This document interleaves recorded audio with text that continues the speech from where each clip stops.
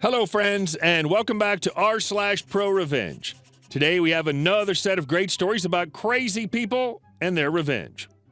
But before we start, if you're new here, don't forget to subscribe to the channel and turn on notifications so you don't miss a new video every single day.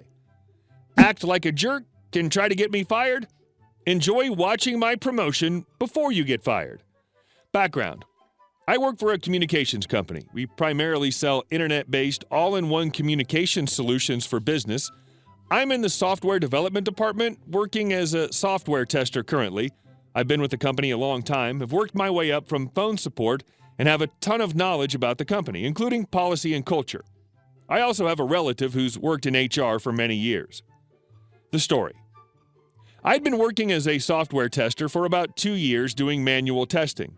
Our team was fairly unsupervised as we didn't really have a manager, but the company was expanding quickly, so they hired us a manager. Enter Jay the a-hole. At first, things were fine. He was just learning the company. However, it was odd that he never asked anyone for any information. He just said he'd do his own research and spent the first month online reading stuff. Not sure what that taught him about our company specifically, though. After the first month, he hit the ground running. He immediately started creating automation tests, adding to the existing testing code, and creating stupid rules that made no sense. He broke tons of crap and took credit for work that wasn't his. Everyone hated him, and we all referred to him as effing Jay. For the most part, we all ignored him. As of this point, no one had specifically said he was our manager. He was just here to help provide direction. Fast forward a few months, and everyone on the team wants to quit. No one can stand him. He and I butt heads more so than others because I know he's wrong, and I make my decisions based on the best interests of our customers. He hated that I never get in trouble, but I was hand-selected for this position by our CIO. He knows how hard I work. Well, Jay keeps trying to get me in trouble, and he finally succeeds. I get a write-up from him that's my final warning. I've never been written up before.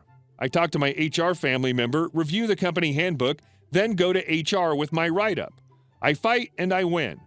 I get a warning instead, and Jay is livid. He gives me the stink eye for months. Fast forward again, and he's still after me. But I have a family emergency come up and have to move out of town. I apply to work from home, and my request is granted. Jay can't stand it. He tries to fight it and convince the company not to let me. However, he's not high enough up the chain to override my approval from a C-level manager. He's running out of time to get me fired. I'm in the office working late daily, planning for my move and finishing up some work to allow me time for the move. One of the company's policies for our department is that everyone gets to work from home 1 day a week. You pick as long as it isn't a Monday or a Friday. People often use this to work from home when sick. Well, I have a medical condition that sometimes requires I take medicine that means I can't drive a car. I emailed the office and let them know I was going to work from home due to being sick.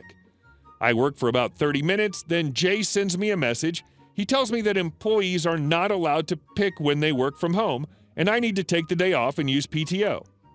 I inform him that I've already worked part of the day and can't take PTO. He insists that I stop working immediately, so I do.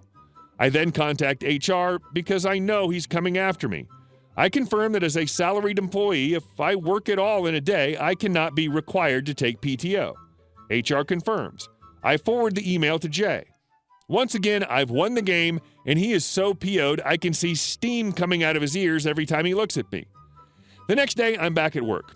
Jay sends me an email with a final write-up with a recommendation for termination because I took an unauthorized day off. What the F? I immediately forward his email to HR with proof he told me to take the day, a screenshot of all the conversations I had with him about it, and proof that I forwarded the previous HR decision to him. In the email, I also included that I was filing a formal complaint against him for a hostile workplace, targeting, bullying, retaliating, and a violation of my ADA rights. The response is swift, sweet, and awesome. I am immediately notified by Jay's boss that moving forward, I report directly to him. My write-up had been torn up, and I can start working from home immediately prior to my move. Jay is demoted from being the manager of the team. He's super PO'd. Within 2 weeks, they demote him from being the manager of his other team and then let him go within the month. Prior to his being fired, I got promoted up a level, which I made sure to mention often in our group chat channels. After I showed his true colors to management, he began treating everyone else worse, as I was now off limits. Complaints rolled in so much they had to let him go. Serves him right, a-hole. Well done. From knowing the rules, being networked, and playing the game, better on all fronts. And our second story. You fire me for stealing? I steal your business. My nephew Bob had a job selling cell phones at a store in a mall. The store was owned by a licensed distributor of one of the big-name brands. He was very good at convincing customers to buy calling plans, extended warranties, and accessories that were obscenely profitable. Pretty soon, he was the #1 salesman in the store. The owners asked him to transfer to their other store in a different mall, replacing the assistant manager who they'd just fired. In addition to an increase in his base pay, he'd get a cut of every sale made while he was in charge. It took him about 2 days to figure out why sales were down. Clueless sales reps and lousy management, the manager would disappear for hours at a time, leaving the sales reps to sit around ignoring customers. Most of them would show up late, leave early, or not bother coming in at all. And when they did speak to a customer, they had no idea how to make a sale. On his first day, he outsold them all. After making sure the guys on his shift were actually doing their jobs, especially when it came to selling the high-profit add-ons, the store's sales improved. The store manager saw what was happening and wasn't too happy. He knew it was a matter of time before he was kicked out and Bob took his job. One day they received a shipment of new phones. As usual, Bob signed for them and locked them in the storage closet. The next day was his day off. The manager called and insisted he come in immediately because there was a problem. Overnight, someone had broken into the store and stolen about 100 of these brand new phones. The mall security camera showed 2 people driving up to the back door, opening it with a key, shutting off the alarm, and walking out with the phones. The police were called. He was grilled by the police for a couple of hours, but they had no evidence against him, and he had an alibi. But the manager convinced the owners that Bob was probably involved since he had signed for the phones, had keys to the door and storage closet, and knew the alarm code. Bob argued that they hadn't changed the locks or code after they'd fired the previous assistant manager, and anyone could know about the shipment. But he was fired. Actually, they allowed him to resign, and they stiffed him on his last commission check. At the other end of the mall was a store that sold phones for one of the competing cell companies. They knew that since he had joined the other store, their sales were suffering, and they hired him on the spot. Sales improved overnight. One of his favorite tricks was to stand in front of the store and wait for a customer to walk by carrying a shopping bag from that other store. He'd chat them up about their brand new phone, calling plan, warranty, etc. It's amazing how much the average mall shopper is willing to share with a stranger. Then he'd tell them that they probably didn't need the extended warranty and those accessories could be purchased at Walmart for about half the price. And he could sell them the exact same phone with a better plan for less money. If they agreed, he would walk them back to the other store and tell the clueless sales rep how to void that sale he'd just made, then bring the customer back to his store to pick up their new phone. It took about 3 months before the other store closed its doors. That manager isn't just the clown, he's the whole circus. And our third story. The ultimate retail revenge. I'm a 24-year-old girl working at a large home improvement retailer as a contractor sales associate. I'm lucky enough to have my parents pay for law school, and I work in retail to pay for other expenses. I'm well-trained, and customers enjoy seeing me at the desk since I'm easier to work with than some of the guys and their egos.